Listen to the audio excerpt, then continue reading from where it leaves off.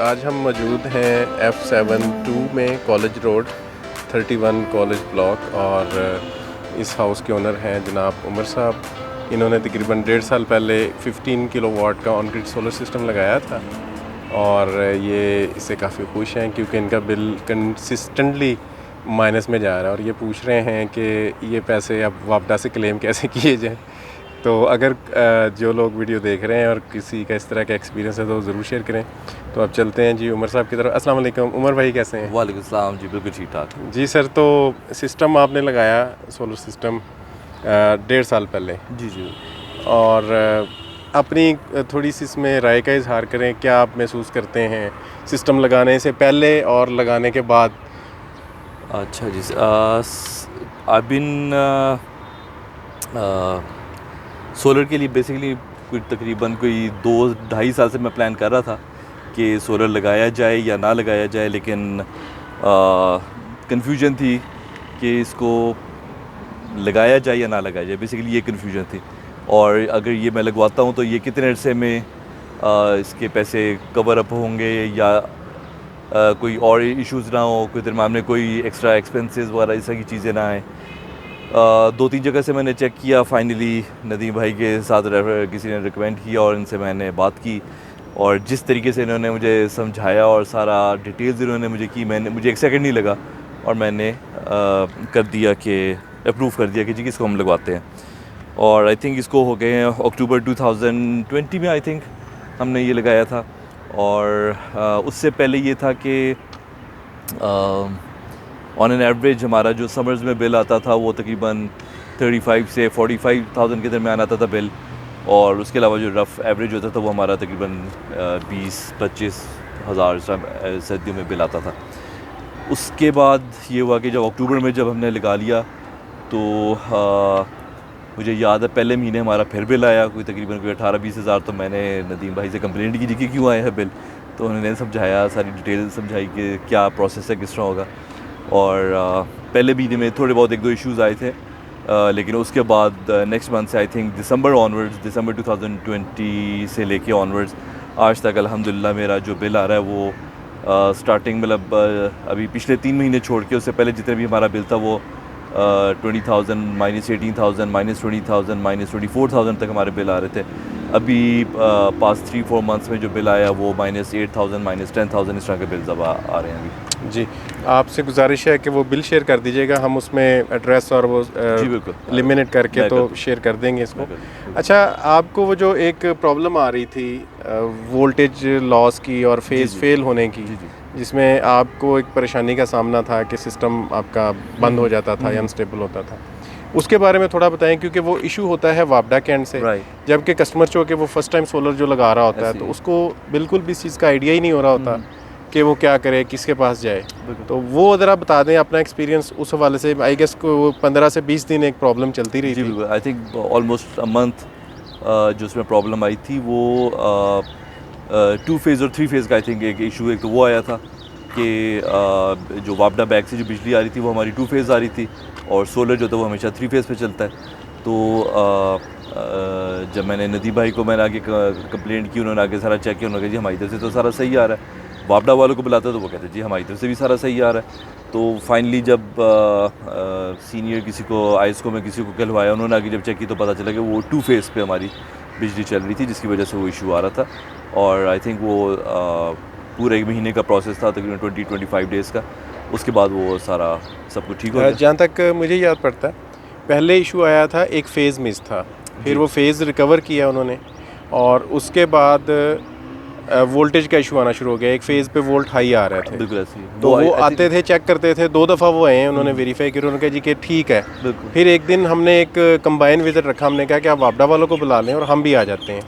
तो उस दिन उन्होंने कहा नहीं जी ये वाकई वो अभी तो ये ज़्यादा आ रहा है, तब उन्होंने एडमिट किया था कि हाँ। तो ये कुछ ऐसी चीज़ें हैं जो कि जितने भी लोग वीडियो को देख रहे हैं एज अ क्लाइंट, चूँकि एक नया सिस्टम लगाया होता है, काफ़ी एक्सपेंस किया होता है, तो वो एज अ जो कस्टमर्स पॉइंट ऑफ व्यू होता है ना, वो होता है कि जी एज ए लेमैन कह लें कि कस्टमर को ये लगता है कि शायद इन्होंने सोलर वालों ने कोई प्रॉब्लम कर दी है, इन्होंने कोई सेटअप सही नहीं किया, तो उसकी वजह से तो थोड़ा सा होता है, कई दफ़ा क्लाइंट गुस्सा भी कर जाते हैं।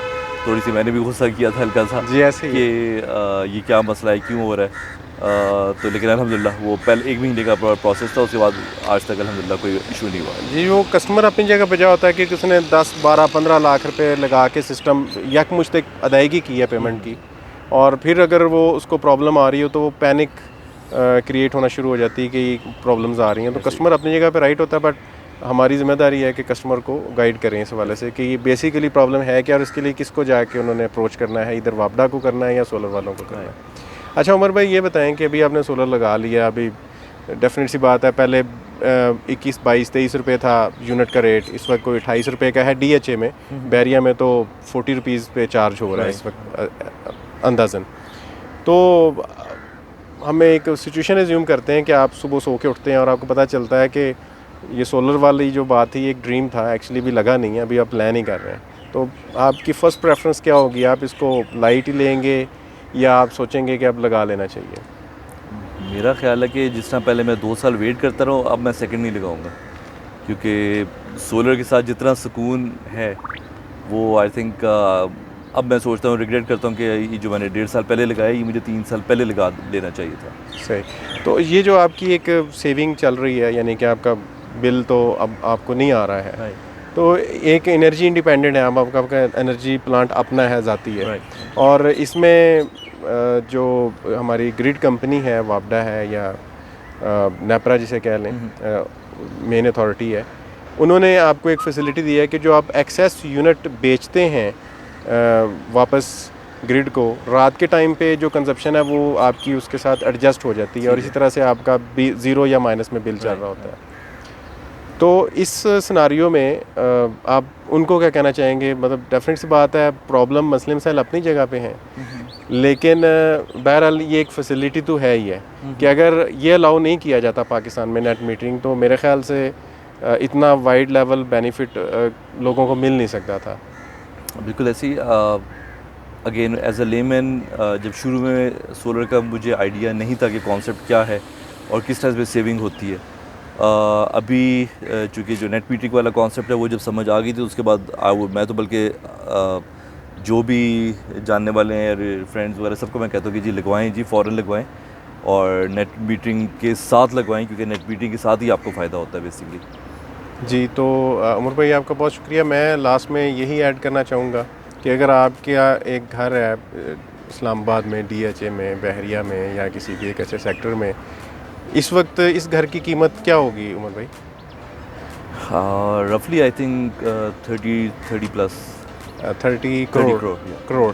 अगर 30 करोड़ के घर में बिजली ना आ रही हो, यानी कि आपका AC नहीं चल रहा, पंखा नहीं चल रहा, रोशनी नहीं है घर में, तो ऑब्वियसली कोई मज़ा नहीं है ज़िंदगी में।